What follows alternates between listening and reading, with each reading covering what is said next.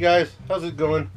I figured I would talk to you guys about what I use for setup in my enclosures and what brand they actually are and everything.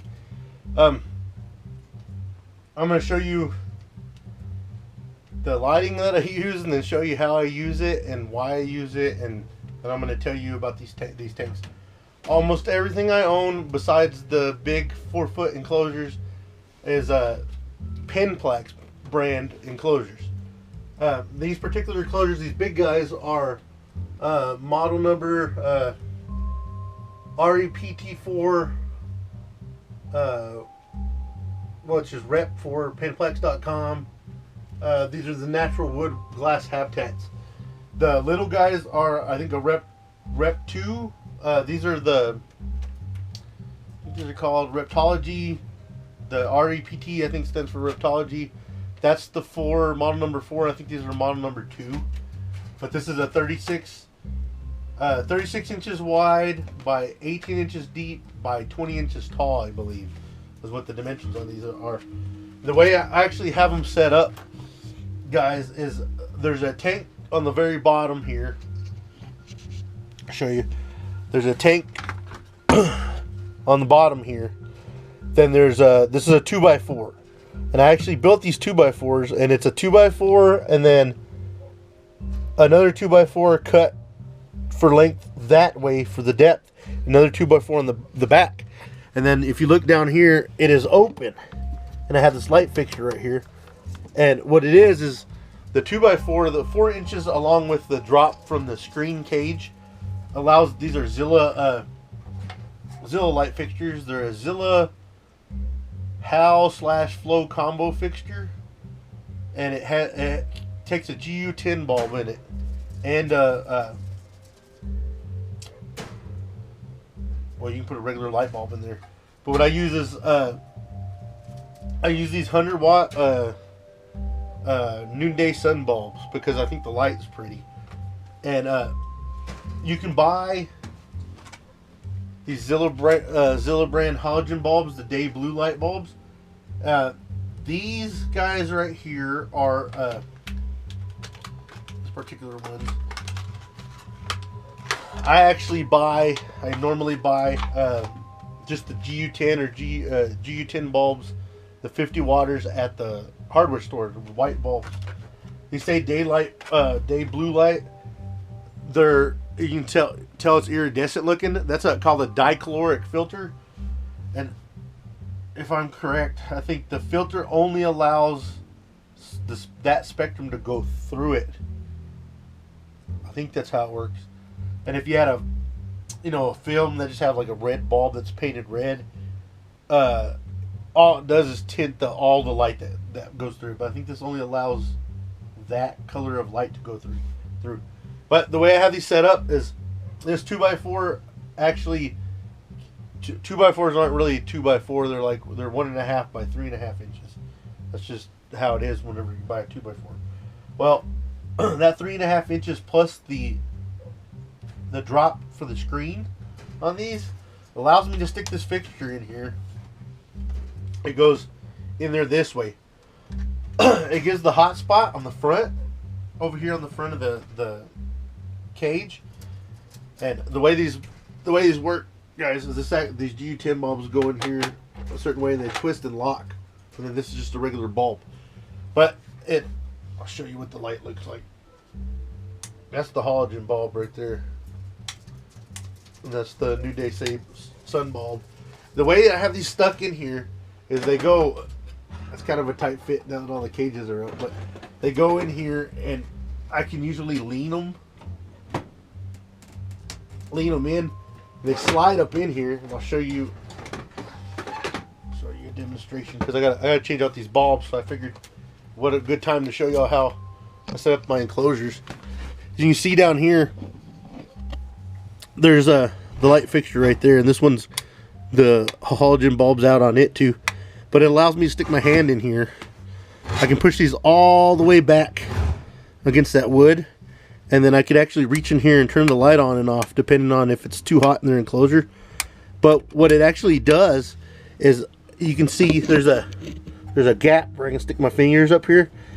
not only does it put a hot spot on the bottom tank, but this casing heats up. There's like, you know, there's about half, maybe that's a whole inch of space, but it heats up the bottom glass.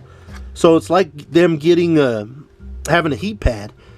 And the 50-watt bulbs seem to be the right temperature. And I have, whenever it's been a hot summer, before I got an AC in here, I did have 35-watt GU10 bulbs in there instead of the 50 watters to change the temperature.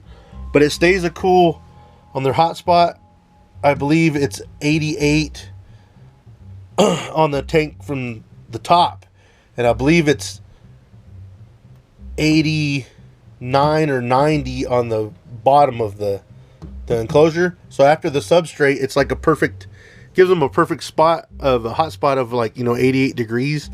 And then the rest of the tank on this side with the vents usually stays around 75 degrees, which seems to be okay for most of these snakes.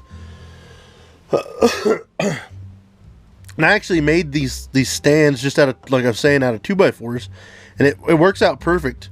My ideal setup that I want to do further on down the line is at one time I had a thermostat of Spider Therm 4, I think it was Therm 4, but it was a thermostat for 4 heat pads. I had those stick-on heat pads. I forget what brand they were, but the heat tape that went on the bottom of the enclosure. And actually, at one time, I had these stacked right on top of each other, covering the screen, and there was enough ventilation in the front of these enclosures to for airflow. That gave me the best humidity I've had with these enclosures. I still keep in humidity in these guys, but I have to fill the water bowls a lot more often to keep the humidity up in these enclosures. Like I said, guys, this is how I do these stack ones, and then I'll show you these top ones. These top enclosures is actually 2 of these small 36-inch enclosures, but I took the glass bottom out of the top one and actually took the screen off the bottom one and double stacked them like that.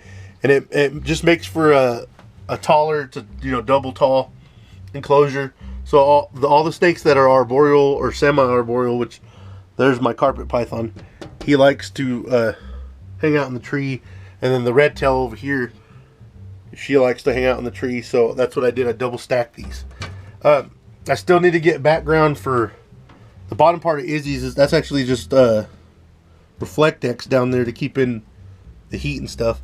She didn't like the camera at all because it's blinking. You scared of the camera, booger? Anyways, I need to get background for this guy and for these guys up here.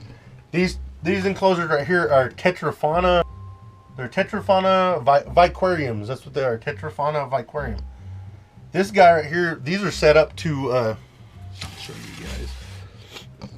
This hole right here is set up where you can actually put it's got a piece that screws in. Where's that piece that screws in? I have it right here. This piece screws in and plugs the hole, and then you pull the plug out, and it's actually, I think, the right diameter to put PVC pipe in, where you can actually do a waterfall, and the bottom will hold water up to like 4 inches of water. So you can do, you know, wet animals like frogs. This would be really cool to do, like tree frogs or something in, like, you know, like a whole platform kind of gravel thing, actual, you know, live vivarium type thing. That'd be really, really neat. I just have snakes in it. But I have 2 of these guys, and the way they're set up, the way all these enclosures are set up, besides the small ones that use the Zilla, I just have a spotlight bulb up there that shines down to give Ka his hot spot. And then I have these shop lights, and they got 2 UVB 10.0 bulbs and 10 regular bulb, or 2 regular bulbs. And the snakes over here actually just have 4 regular bulbs because they don't need UVB.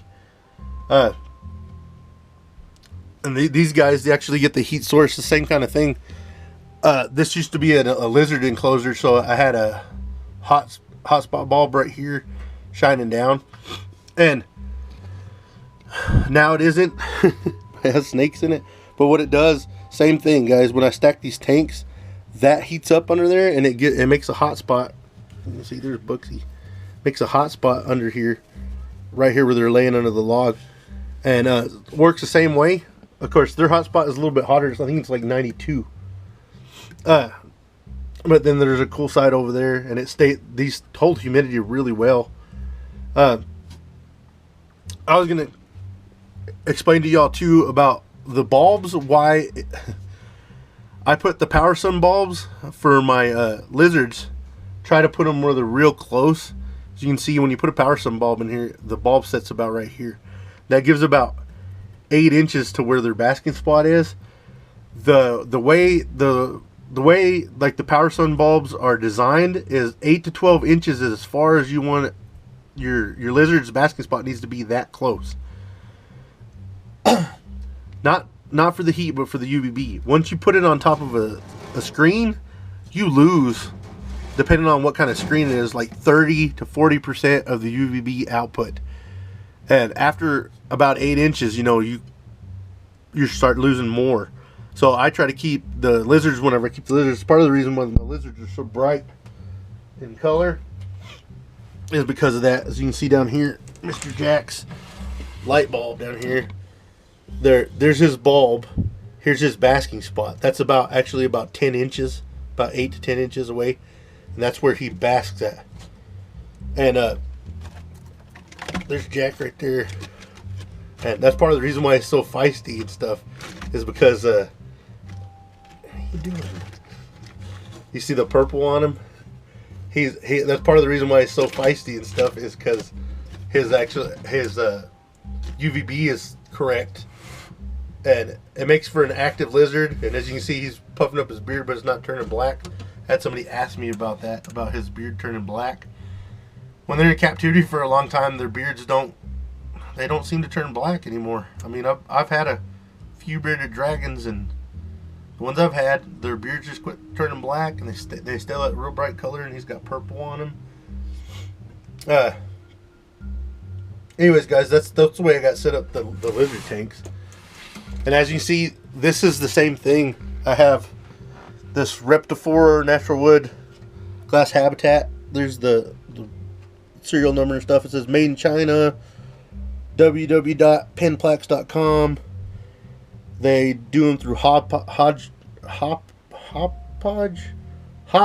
New York, USA. I think that's who distributes them. But the same thing. This is 2 enclosures. I took the bottom off of one, screen off the top, and the screen's in the other room. I actually have some replacement glass sides for these that somehow, whenever I got one of these enclosures for a really good deal from my buddy from the pet shop. It had the front piece, the back piece, the sides, an extra set of sides, and an extra screen top. So I actually have a screen top and 2 extra sides. And I was looking at I kind of want to get a tree monitor, and if it comes down to that, I'm gonna have to break out, you know, my carpentry skills. And I have the screen top over there, so that part would be done. But I don't think I'm gonna put a screen top on it, because the tree monitors, I believe, have to have high humidity. It might work. I mean, her humidity stays up to like 80% in her enclosure. So anyways, guys, I know that's a long-winded video, but I figured I'd show off my enclosures and how they work. And as always, guys, like, comment, subscribe, all that good jazz, and I'll see y'all guys in the next video.